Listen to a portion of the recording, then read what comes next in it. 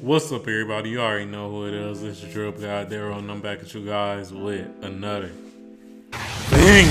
So in today's video, we got to talk about the LA Lakers, man. So unfortunately, the LA Lakers have been eliminated from the playoffs. And with them being eliminated from the playoffs, that does bring into question what's next for the LA Lakers. So in this video, we will talk about that. But before we do get into the video, I do want to shout out all the people who've been watching the channel, man. So shout out to you guys.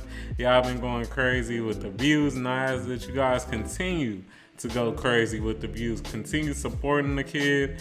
Continue, liking the video, commenting on the video, and subscribing to the channel. Road to 1,000 subs, and let's switch over and let's get right into it.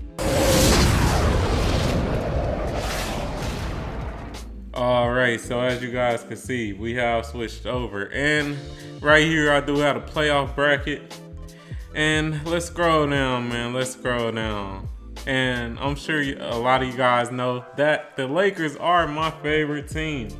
And you can see right down here, unfortunately, they have been eliminated. They were able to get one game off of the Nuggets. I thought it would be a sweep, but I guess they did a little better than I expected, and they got one win. So it was pretty much a gentleman's sweep.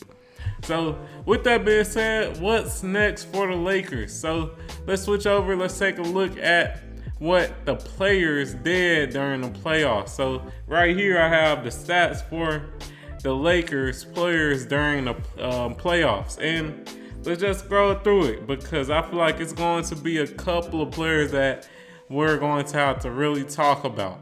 So Anthony Davis, overall, he had a pretty solid playoffs.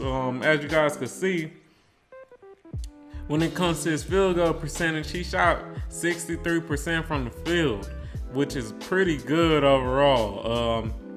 Also, you could just see that he had a pretty good impact, man. When it comes to rebounds, he was at 15.6. So I really can't argue about Anthony Davis and his play. He stepped it up. He really stepped it up this series. And, 15 rebounds per game on 60 and then 63% from the field. He averaged 27.8 points. Like, you really can't ask for much more out of him if you really want to be real.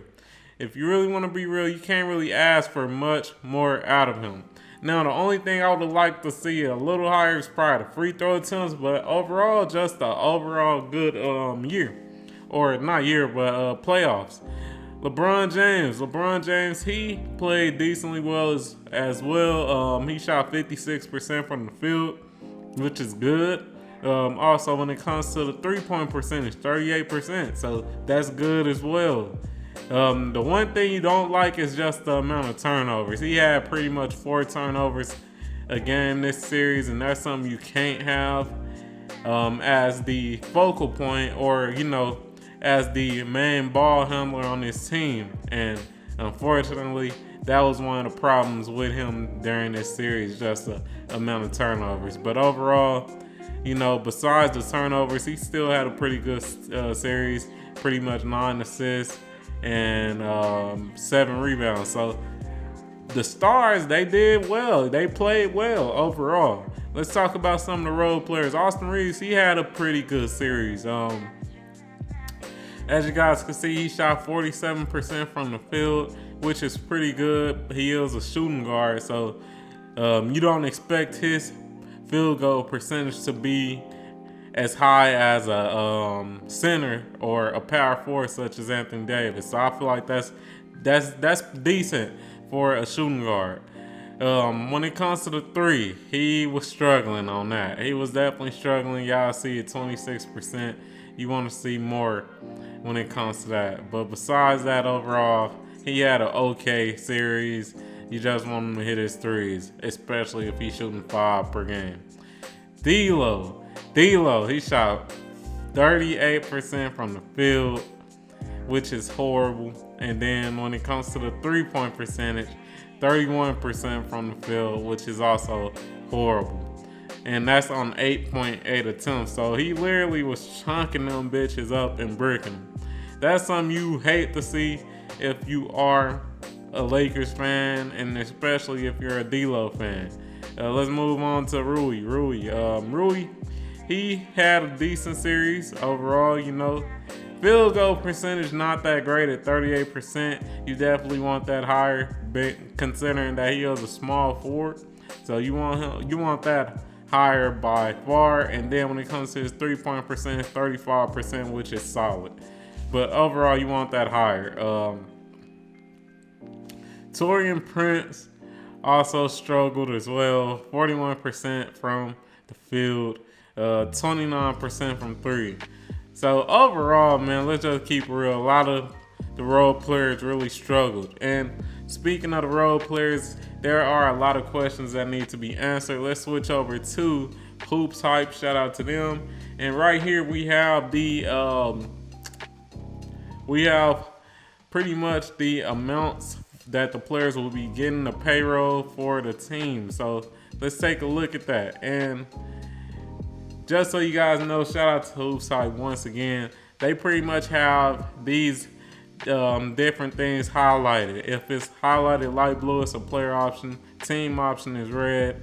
Qualifying offer, y'all get it. So let's scroll down. Let's take a look at pretty much all the players and see what they are getting paid and what decisions will be need to be made or need to be made during the offseason. So first and foremost, y'all see it. LeBron James, he will have a player option for this upcoming season, and more than likely he will accept that payment. You know, he will stay with the team. Who's going to risk free agency when you getting paid $51 million?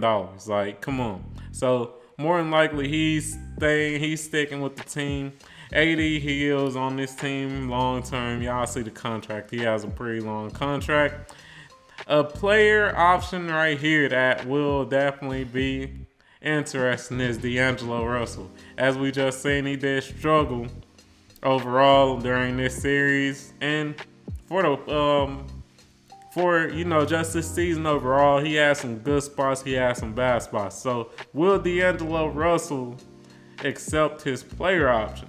Me personally, I think he will, just because just based on that playoff series, you know, him struggling so much, I don't think he's going to get as much money as his offer is showing at that $18 million. I think he probably get 10 to 15 million if he goes into free agency, but just for a longer term deal. So with that being said, I think D'Angelo Russell, he will stick with the team, but if he does stick with the team, will the Lakers keep him? That's the real big question right there. Will they keep him?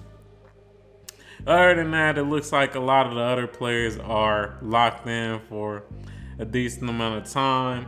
If I'm the Lakers, I'm trying to get rid of Gabe Vincent. He literally gave you nothing this whole season.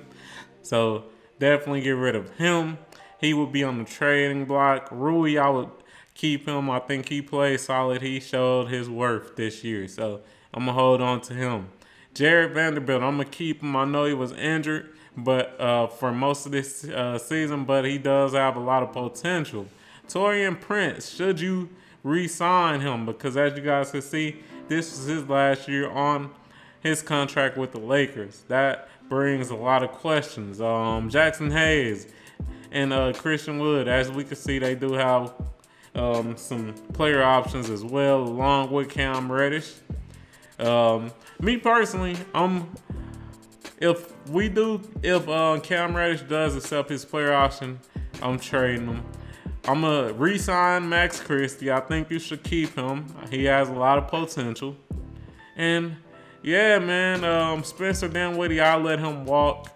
I'd let Max Christie have that, that new role that Spencer Dinwiddie had pretty much. I'd let him play the point off the bench or the shooting guard off the bench.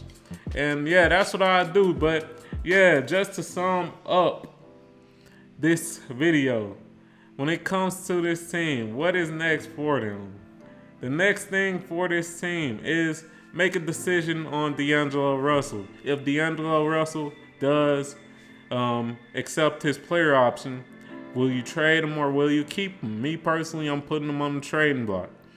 Next up, lock in when it comes to some of your young talent and get rid of the players that ain't really providing much value. What I mean by that is re-sign Max Christie. I'm gonna say it again, re-sign Max Christie. I think he has a lot of potential, and I would definitely like to lock him in if I'm the LA Lakers. And then get rid of Gabe Vincent, get rid of Cam Reddish. If you need to, maybe get rid of Christian Wood. And call it a day. I think you got to get rid of the players that really ain't providing much. And those players are Gabe Vincent, Cam Reddish, I would say Christian Wood at this point, and also D'Angelo Russell if you could get rid of him. I think you could get a decent package for them players. The final thing is make a decision on the coach. Me personally, I don't think that Darvin Ham is a good coach. So with that being said, switch out the coach, man. Darvin Ham, he ain't cutting it. So, hey, with that being said, that's my thoughts on this team and what's next for the LA Lakers. If you enjoyed the video, you already know what to do. Like the video, comment on the video, subscribe to the motherfucking channel, turn on notifications and all that good stuff, and I'm out. Peace.